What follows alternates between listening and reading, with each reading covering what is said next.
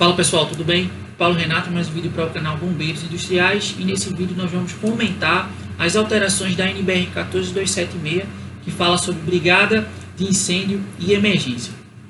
Pois bem, antes da gente começar a falar sobre o assunto, eu gostaria de fazer um breve comentário. Essa semana nós gravamos uma live no nosso canal no Instagram justamente sobre esse assunto, mostrando as alterações.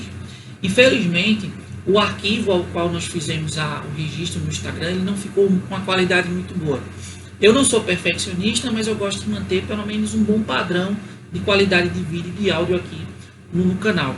Então eu estou fazendo a gravação novamente, mas eu estou seguindo o mesmo script que a gente fez lá no canal do Instagram. Tá? Estou seguindo o mesmo roteiro do registro que a gente fez nessa live. Tranquilo? Então, a gente teve agora no mês de abril, na segunda quinzena de abril, duas modificações importantes em duas normas importantes relacionadas à segurança contra incêndio, também relacionadas à emergência, que foi a NBR 15219, plano de emergência, e a NBR 14276, ao qual eu falei anteriormente.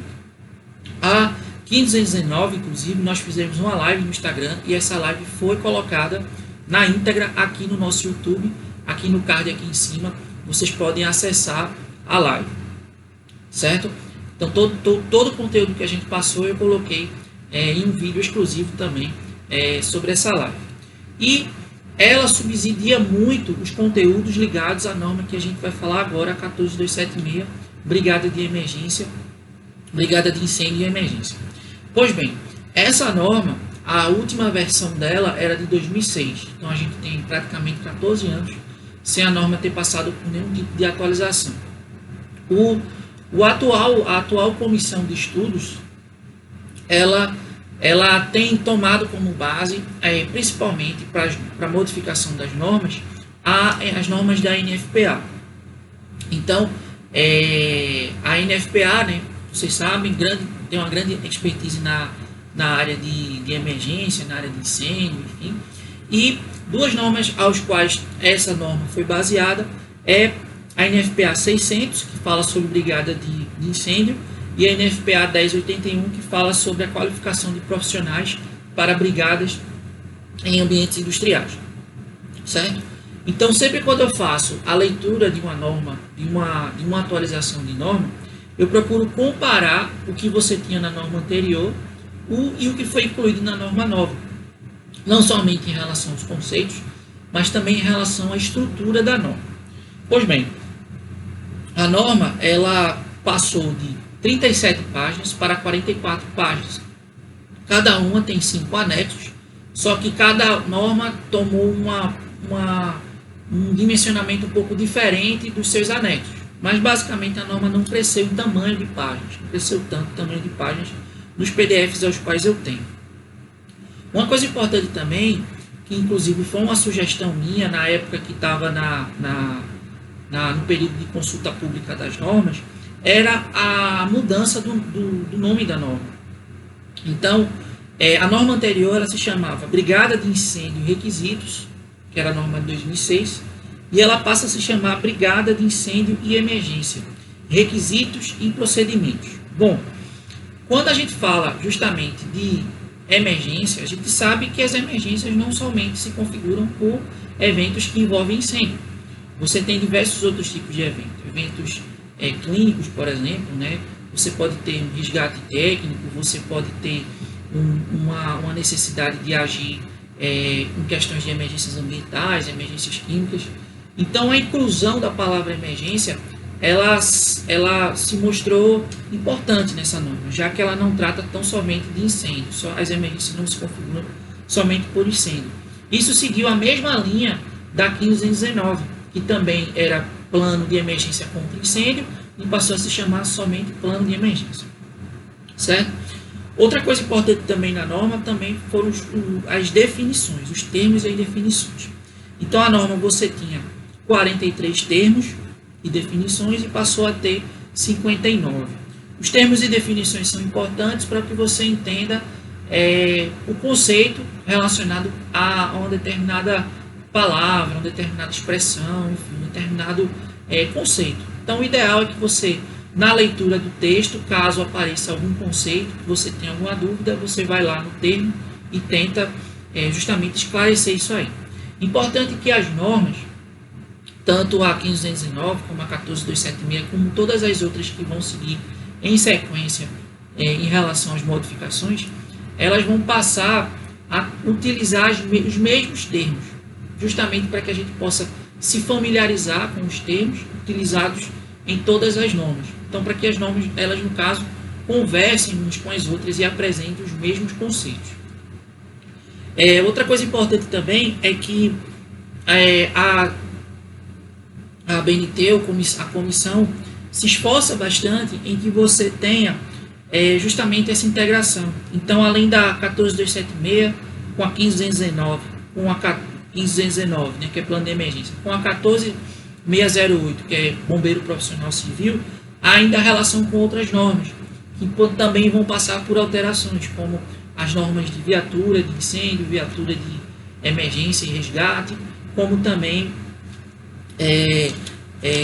outras normas, né, vinculadas à parte de emergência, como, por exemplo, a norma de instalações para treinamento, por exemplo, a 14277.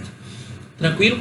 Então, é sempre muito bom, né? O conceito que está sendo apresentado em uma norma, a forma de escrever, ela se apresente também em outra norma para que você possa fazer essa correlação e melhorar o seu entendimento. Outra coisa importante também é a composição de brigada. Então, na norma anterior, para você definir a quantidade de brigadistas, você não fazia uma composição, você fazia o que a gente chama de dimensionamento. Você tinha lá no seu anexo A, no anexo A da norma, uma tabela, e essa tabela constava as ocupações, classe de ocupação. Aí você, de acordo com a sua população fixa, você definia quantas pessoas daquela população fixa seriam dedicadas às atividades de brigada de emergência. Então, muitas vezes, né, inclusive uma crítica que todo mundo fazia na época, se percebia que você tinha subdimensionamentos ou até superdimensionamentos em relação a alguns tipos de atividade. Isso tornava, muitas vezes, a tabela, né, ela engessava aquela questão. Então, atualmente, você já não tem mais o uso da palavra dimensionamento. Você utiliza agora a palavra composição. E aí, para que você defina quantos brigadistas você vai precisar, vai ser necessário que você faça um estudo, justamente para definir. Esse estudo está baseado em diversos aspectos, logicamente, a ocupação, o grau de risco, né, a quantidade de pessoas, mas também em relação a outros aspectos, como, por exemplo, a necessidade de deslocamentos que poderá ser necessário. Outra coisa importantíssima também é que a quantidade de brigadistas que você vai utilizar, ela está intimamente ligada às hipóteses acidentais que você vai ter. Então, dentro da minha indústria, dentro da minha planta, eu posso ter uma hipótese acidental ao qual eu vou precisar de 6 brigadistas e uma outra hipótese acidental que eu vou precisar de 10. Então, entenda que esse número é variável. Então, muitas vezes, quando você dimensionava através de uma tabela, você poderia alcançar uma determinada hipótese acidental e deixar de cumprir outra, entendeu? Então, no plano de emergência, inclusive, você pode até definir esses quantitativos, de acordo com as tarefas a serem realizadas, de acordo com as hipóteses que foram levantadas, certo? Existem outras coisas importantes também que você deve levar em consideração nessa composição. Os riscos que a planta oferece, os possíveis danos ambientais que podem ocorrer, os possíveis danos patrimoniais que podem haver, certo? Existem também outros aspectos ligados à composição de viaturas, por exemplo.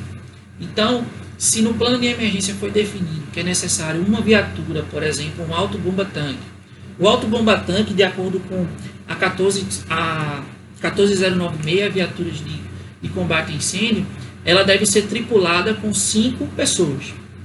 Então, você vai ter que ter no mínimo 5 brigadistas. Logicamente, um brigadista que tenha conhecimento tanto na dirigibilidade como também na operação do equipamento.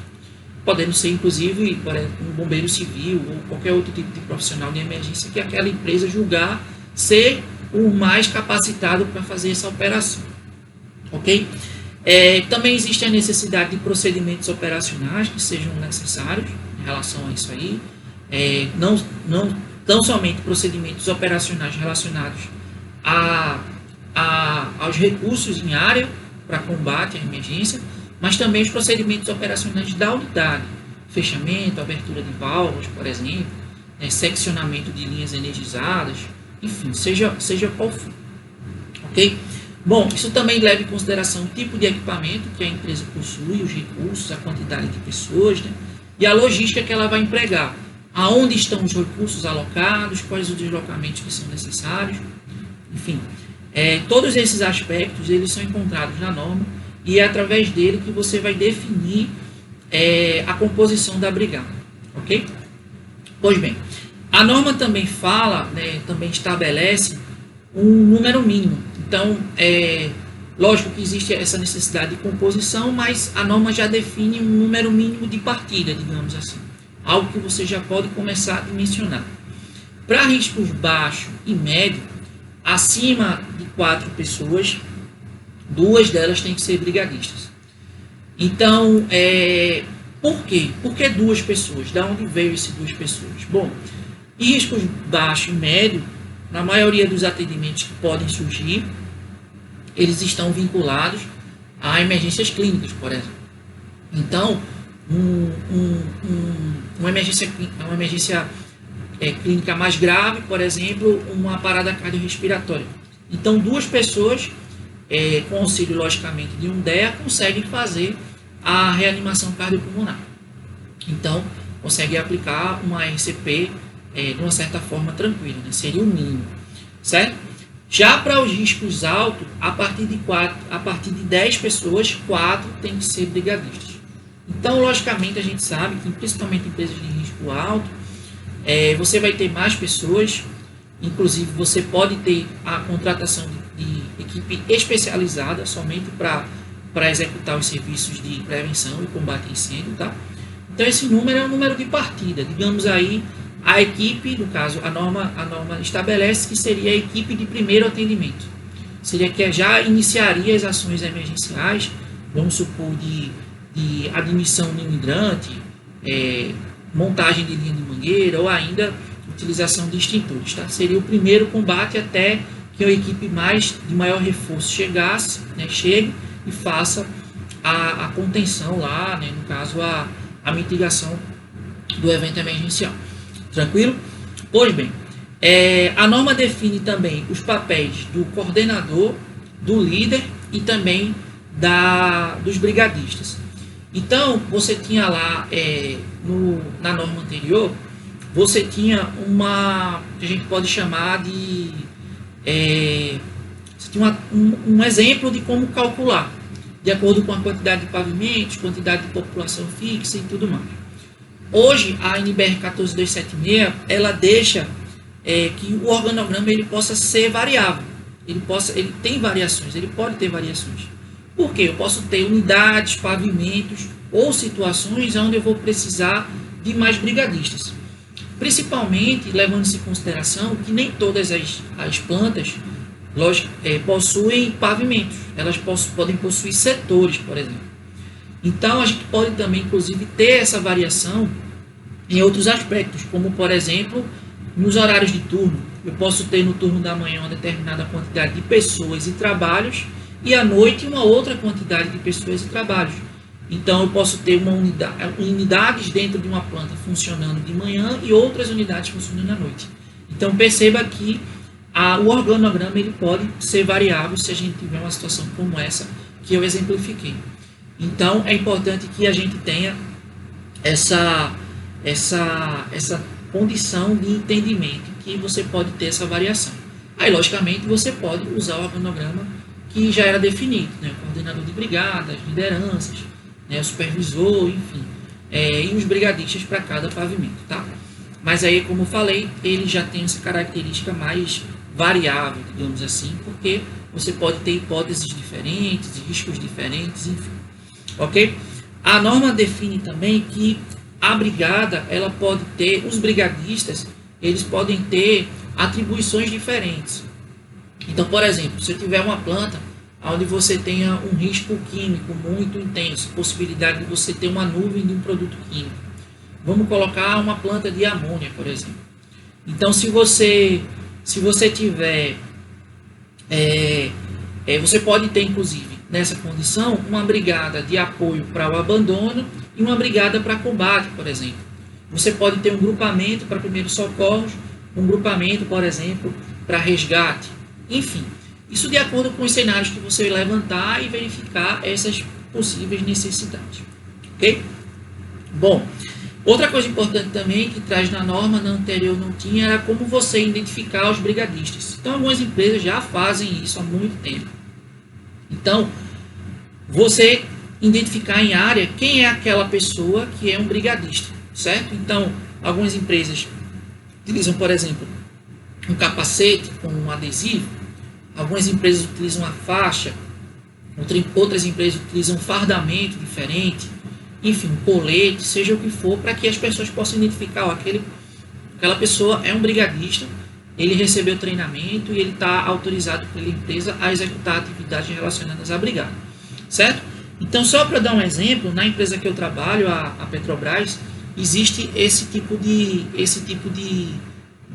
identificação. Os funcionários que são brigadistas, na farda, ele tem esse bordado aqui, né? Isso aqui vai no canto esquerdo do peito e esses dois aqui nas mangas. Esse aqui na manga direita e esse aqui na manga esquerda, informando aqui que aquele profissional ele é um brigadista, certo? Ele foi treinado pela empresa para executar atividades de brigada em relação a controle de emergência. Tranquilo? Beleza. E aí, outra coisa também que a norma define são algumas coisas relacionadas ao número de emergência, a alarmes, enfim, que você deve levar em consideração.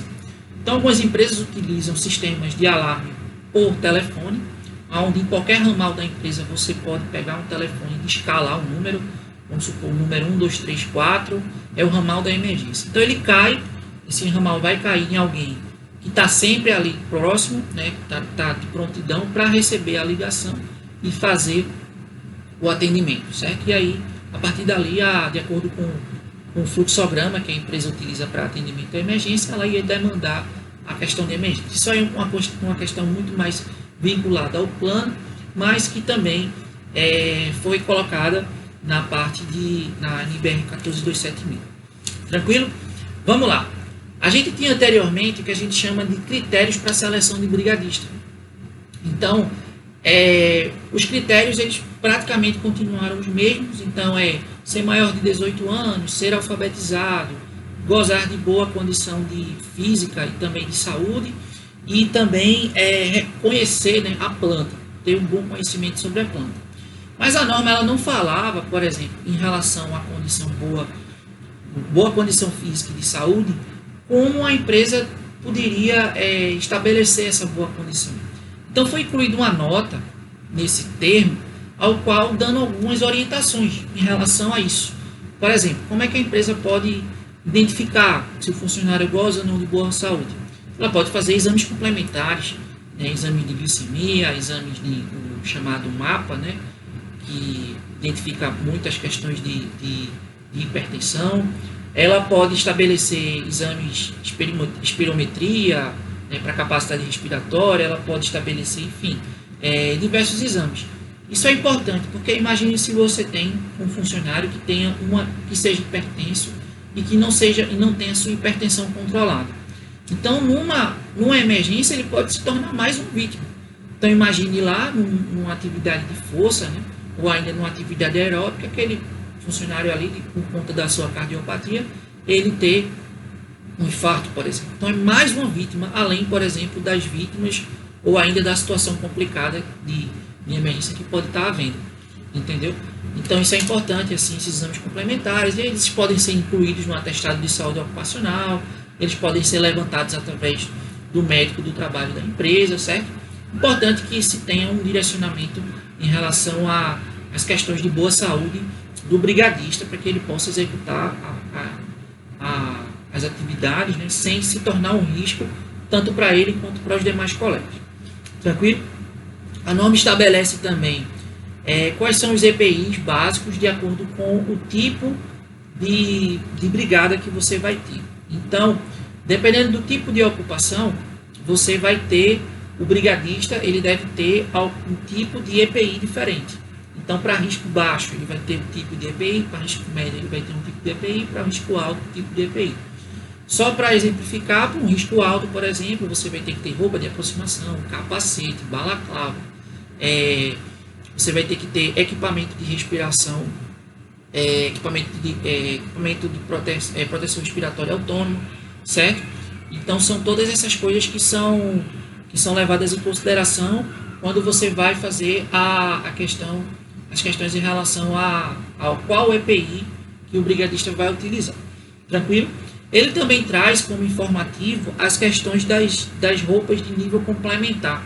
Então, imagine que você tenha uma emergência química, por exemplo. Então, ele define lá as questões das roupas de nível A, B, C e D. Então, acredito que vocês sabem, a roupa de nível A, aquela roupa encapsulada, onde não existe nenhum tipo de contato do brigadista com o externo. Então, ele possui respiração autônoma, por exemplo. Já a roupa de nível D é a roupa de trabalho mesmo, a roupa que o brigadista vai utilizar no seu trabalho, certo? Então, ele define lá também, como informativo, quais são os graus de proteção de cada uma dessas roupas e quando cada uma deve ser utilizada. Tranquilo? Outra coisa importante também é o desempenho dos brigadistas. Então, o coordenador de brigada e o responsável técnico da empresa, ele terá que medir o desempenho de 90% dos atendimentos e dos atendimentos reais, das emergências reais, e em 100% dos simulados. Então, lá na NBR 1519, você tem lá, né, que tanto em casos emergenciais como também em simulados, você deve definir você tem um relatório, e nesse relatório você define essas questões relacionadas a se os recursos foram satisfatórios, se as ações executadas foram satisfatórias. Então, tudo isso você está avaliando o desempenho da sua brigada, seja num simulado ou numa emergência real. Ok? Pois bem, aí a gente tem a parte de capacitação. A capacitação, ao todo, são 32 conteúdos, e aí eles são divididos, né, em fundamental, básico, intermediário e avançado. Então, se sua empresa está vinculada ao nível básico, então ela vai ter lá, dos 32 conteúdos, você vai ter que fazer o conteúdo 1, 2, 3 e 4. Se ela está no nível intermediário, você vai ter que fazer, relacionando aquele tópico, os conteúdos 1, 2, 3, 4, 5, 6, 7 e 8, por exemplo. Então, isso vai variando de acordo com o tipo de empresa. Alguns cursos tiveram as suas cargas horárias estendidas, tá? Então, é importante que, se você trabalha com treinamento de brigada, né, a partir de agora, o currículo mínimo brigadista, ele vai ter uma carga horária maior. Entretanto, a NBR 14276, ela não coloca como normativa as questões das cargas horárias. Ela coloca, inclusive, que a empresa ela deve adequar a sua realidade em relação à sua carga horária. É importante a gente pensar que o grupo que foi constituído, as normas, né, que constitui as atualizações da norma, são de pessoas que fazem treinamentos. Então, essas pessoas continuamente conhecem as deficiências e sabem, por exemplo, que esse conteúdo aqui poderia ser um pouco mais extenso. A gente poderia incluir mais esse assunto, esse aqui, por exemplo, entendeu? Então, esse conteúdo não, esse conteúdo já se mostra um pouco extenso em relação à realidade. Talvez se a gente pudesse pegar esse conteúdo, colocar ele em outra parte, enfim. Uma coisa importante também em relação à capacitação é que, da mesma forma que na 14276, a atualização dos brigadistas ela é anual, ok? Então, a cada 12 meses você tem que fazer o treinamento. Logicamente, outra coisa importante é que você pode estabelecer um cronograma durante o ano. Então, a gente sabe que existem treinamentos que vão depender de outros conhecimentos prévios. Então, por exemplo, se você for trabalhar com a parte de emergência química, você tem que ter um conhecimento prévio de proteção respiratória. Então, esse conhecimento prévio de proteção respiratória, logicamente, você vai ter que fazer o treinamento de proteção respiratória antes do treinamento de proteção de emergência química. Entendeu? Justamente para que você siga uma sequência, um amadurecimento de aprendizado até que o brigadista entenda, ó, eu passei por esse caminho para chegar nesse aqui, entendeu? Isso também, lógico, né, em relação ao instrutor, em relação à disponibilidade da empresa também, durante um ano, e fazendo os treinamentos. O importante é que cada treinamento, cada módulo desse, você não demore mais do que 12 meses. Você faça dentro de 12 meses a reciclagem, de acordo com esse cronograma. Tá ok? Bom, finalizando aqui, eu vou falar um pouco sobre os anexos. A gente tem o anexo A, que define lá os níveis de treinamento de cada tipo de ocupação. O anexo B, você tem os módulos por nível de treinamento, né, de acordo com o nível de treinamento fundamental, básico, intermediário e avançado. E aí você teve algumas mudanças em relação ao conteúdo. O conteúdo ele ficou um pouco mais como é que eu posso dizer, mais claro, mais amplo, entendeu? Ele ficou assim, mais explicado, vamos dizer assim. Então antes você tinha lá, no final desse módulo, o brigadista deve, aí tinha lá o conteúdo que ele tinha que aprender. Agora você está com um texto maior, isso facilita muito para a questão dos instrutores, por exemplo. Então ele pode já direcionar o seu treinamento para aquele objetivo que a norma tem, que o anexo tem, entendeu? Então vamos supor, ele tem que saber, por exemplo, proteção respiratória, uso da roupa de aproximação. Aí ele tem que ir lá aprender quais são as roupas, qual é a sequência de utilização, quais são as limitações de cada tipo de roupa. Então isso facilita muito para o instrutor e, logicamente, para o brigadista em relação ao seu aprendizado, certo? No anexo C você tem a carga horária de cada um desses treinamentos, conforme eu falei. No anexo D você tem as etapas de implantação.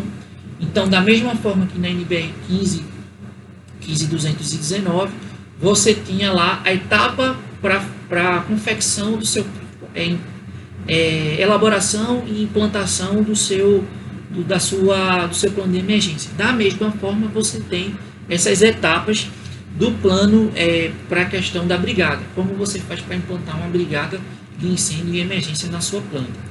Lembrando que essa questão tá de caráter informativo.